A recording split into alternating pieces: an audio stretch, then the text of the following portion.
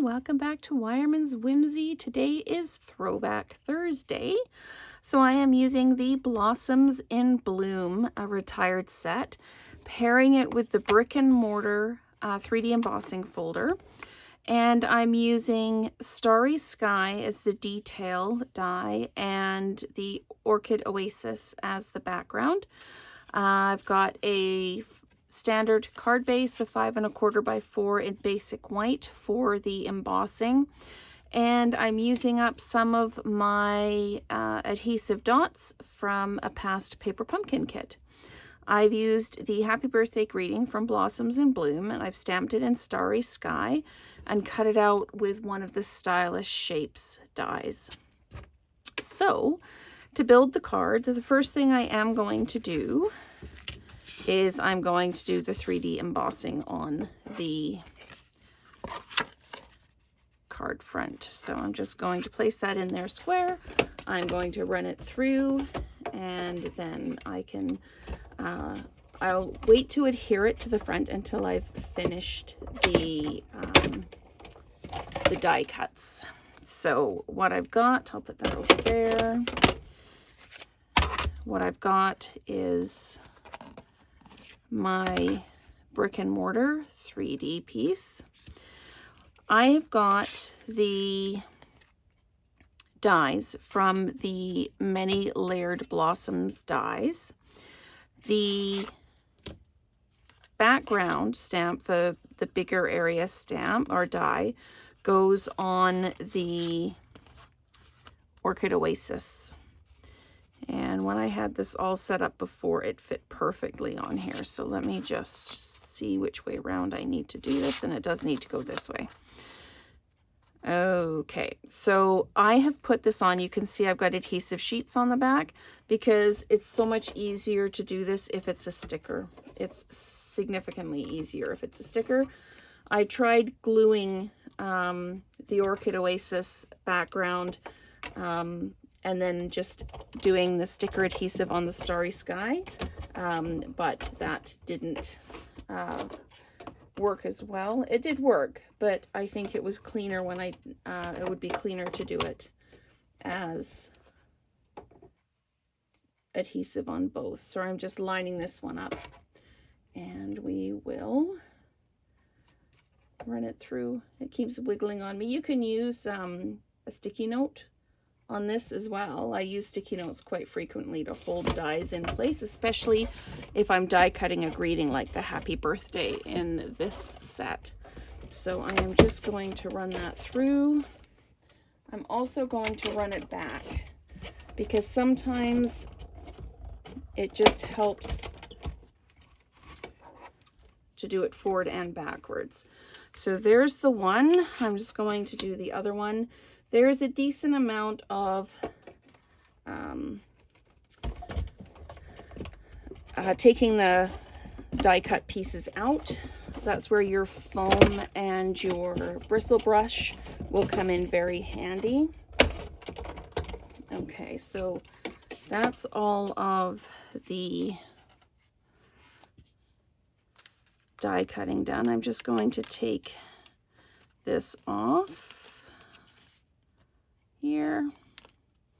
Okay, I'll throw that away, and this is it's going to make quite a mess because you're going to end up with all of these pieces. So I thought about doing all of this first and just building it on the video just to save some time. But I thought it's been a while since I've used these dies in a video, so I thought I would just take the time. So feel free to fast forward through because we have this one and we have the other one to do. So I'm just going to peel that out, put the die off to the side. Just going to tip that into the waste paper basket, and I'm just going to use the brush to help remove some of the pieces, and we're just going to pop them out. And you'll notice that I brushed from the back, not from the front. I don't want to scratch the front of the card. If they're not popping out easily, chances are the adhesive in the back didn't completely cut through. So we'll just put that aside for now, and we will work with that when we come to layer it up onto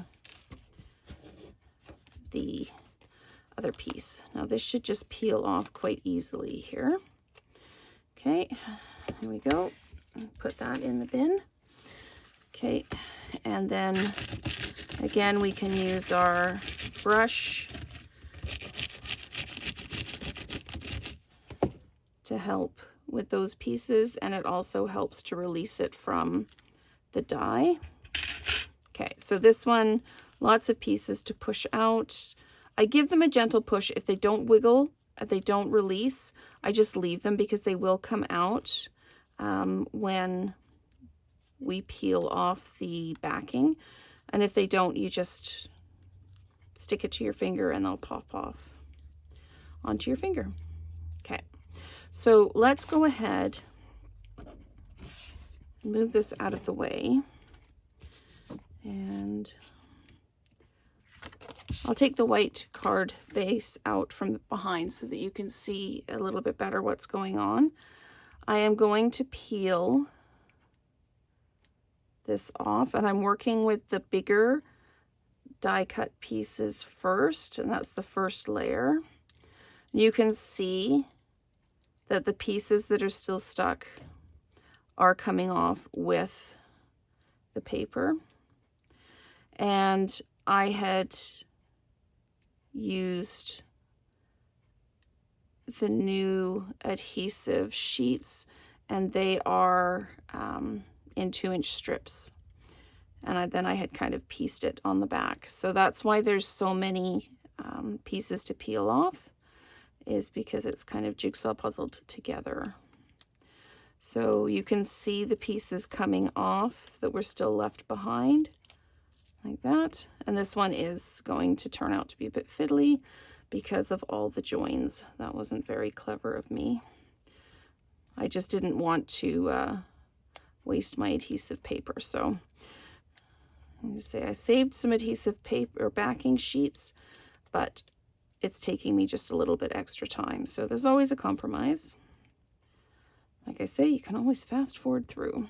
And this one goes on like this. And you just lay it down. And there we go. Okay, so that's adhered down now to the brick and mortar die cut or embossed background. I'm going to peel this off. We're going to run into a similar issue with this one with the pieces because again, this one was done in strips. So again, I will not be offended. I won't even know if you fast forward to the end, to when I'm actually putting the card together. So let's get these other little pieces out. The adhesive sheets are wonderful. They're not usually as time consuming as this, but this is also a larger die, and it's quite detailed. So let's just see if we can peel some more of this off. There we go. There we go. Okay, so we've got a couple of pieces to still pull out, and that one there. We've got some, see, I'm just sticking my finger down and it's picking up the small pieces that are still left behind. This one's being difficult, but there, it's usually it's very easy to just peel those off. You end up with them all over your fingers, but that's easy enough to fix. Okay, so the other thing you can do is when you're finished, you can go in with your paper piercing tool and just tag them out. So I'm just being careful. I found one flower to use as my kind of registration point. And then I'm just kind of making sure that everything lines up along the rest like that, and giving it a good push down. And these will bug you on your fingers, but they're easy to take off. There are just, as I say, a couple pieces that I just need to lift out with my piercing tool.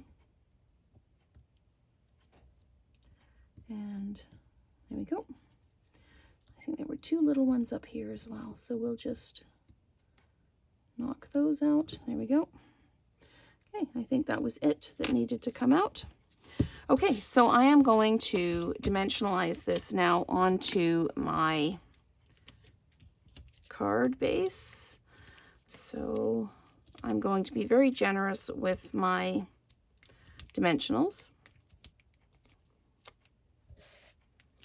and put them all over the back.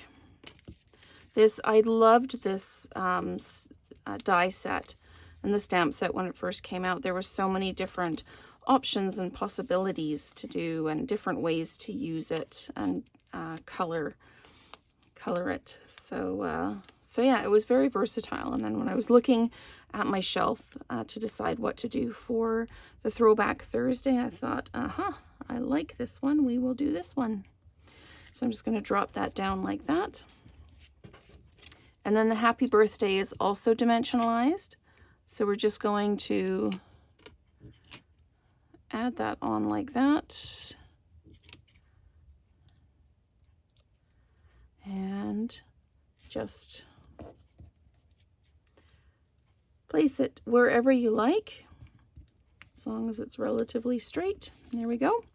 And again, that was stamped in the Starry Sky. I'm going to use the Orchid Oasis adhesive dots for this one because I used the Starry Sky ones on the sample, and there was only 3 left of each. So there we go. And again, these came from a paper pumpkin kit. I think it was the the new In Color paper pumpkin kit from June, I think. But anyway, that is our Throwback Thursday Happy Birthday card using the Blossoms in Bloom stamps, along with the Many Layered Blossoms dies and the Brick and Mortar 3D embossing folder. So thank you so much for watching, and we will create together again soon.